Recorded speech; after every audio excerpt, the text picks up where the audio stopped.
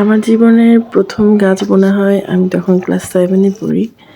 আর আমার মনে আছে স্পষ্ট, সেটা ছিল খুবই নরমাল একটা ঘাস ফুল।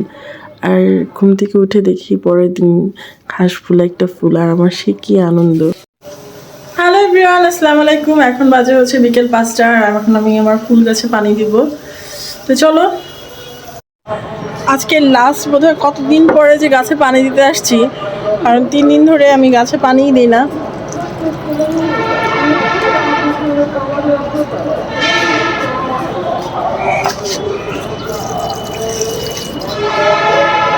গাছগুলোর অবস্থা সত্যি অনেক খারাপ, কারণ লাস্ট 3 দিন ধরে আমি একদম বারান্দায় আসি না। আমার কি হয়েছে এবার জানি না, শীতের মধ্যে আমি কোনো কাজকর্ম গুছিয়ে করতে পারতেছি না। আমি প্রত্যেকবারই তোমাদের লাইভে এসে বলি, এবারে শীতটা আমি একদম আমার লাউ গাছটা কি সুন্দর হয়েছে। আমি সত্যি সারপ্রাইজ, আজকে আমি 3 দিন পরে আসছি আমার বাগানে। তোমরা বললে বিশ্বাস করবে, এই গাছগুলোর জন্য আমি সার তৈরি করে রেখেছি, বাট সেটা যে অ্যাপ্লাই করব সেটারও সময় পাচ্ছি না।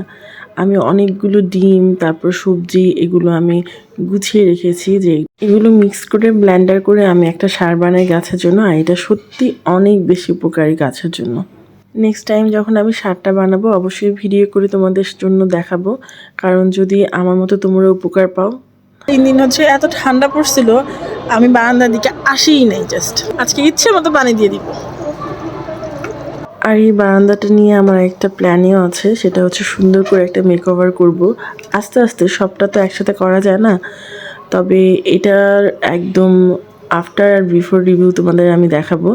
সেটা একটু প্ল্যান করে করতে হবে। তো তোমরা তো আমার সাথেই আছো, ইনশাআল্লাহ দেখতে পারবে সামনে। তো আজকের মতো এটা ছোট্ট একটা ভিডিও তোমাদের জন্য দিলাম, আজকে আমার গাছে পানি দেওয়ার ভিডিও। তো কেমন লাগলো জানিও।